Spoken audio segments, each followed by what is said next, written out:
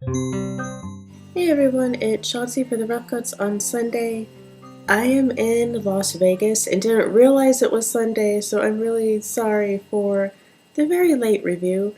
Today I'm going to talk briefly about one of the films that I saw at Button-A-Thon last week, and that is Ghost Rider 2. And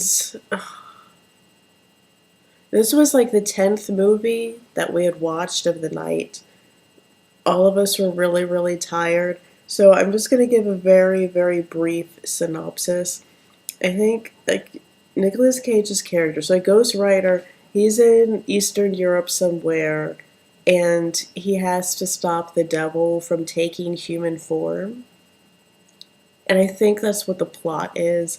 What I recall from the movie is Nicolas Cage being insane like usual. There's a lot of screaming, there's a lot of fire, there's a little boy that gets kidnapped, and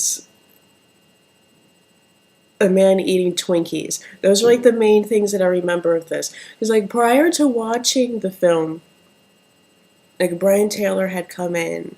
He was one of the directors. Brian Taylor and Mark Neveldine, they directed this. They're the ones who have brought you the glory of Crank.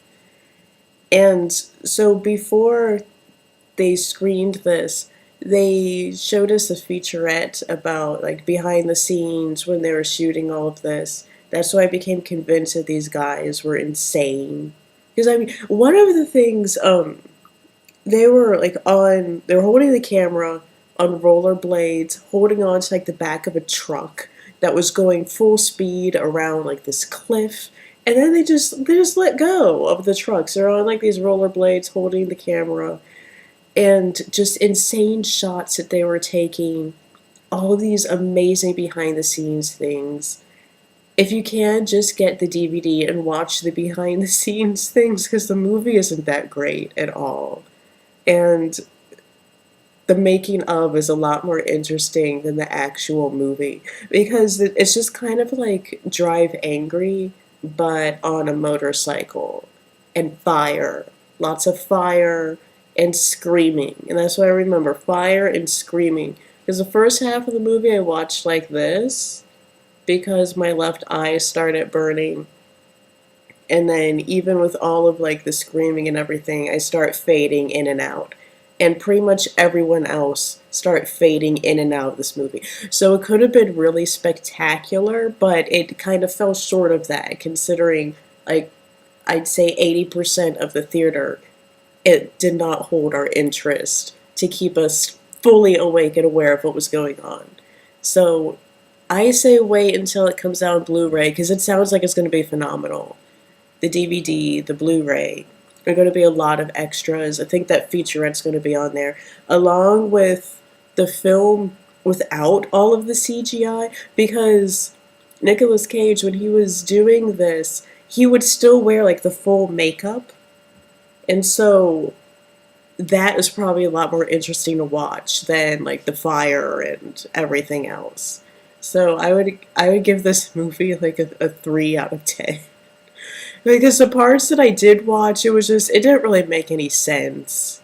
The plot was lacking. I didn't expect much, but I expected more than what we got. So if you're if you're a fan of Nicolas Cage, then you may really like this. You might really enjoy it. But otherwise, okay, screaming, fire, Nicolas Cage being like insane at Nicolas Cage, and like motorcycles and Satan. That is what this movie is. So if you're into all of that, you might really like it. It's better than Ghost Rider, like the first Ghost Rider, but that isn't really saying much. I don't think it was as good as Drive Angry, which should be really telling, because Drive Angry wasn't that great.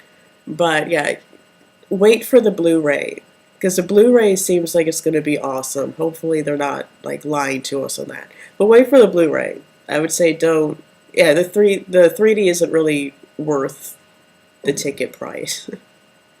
So I will see you all next time when it's Christmas. Have a great week, everyone. I will see you later. Goodbye.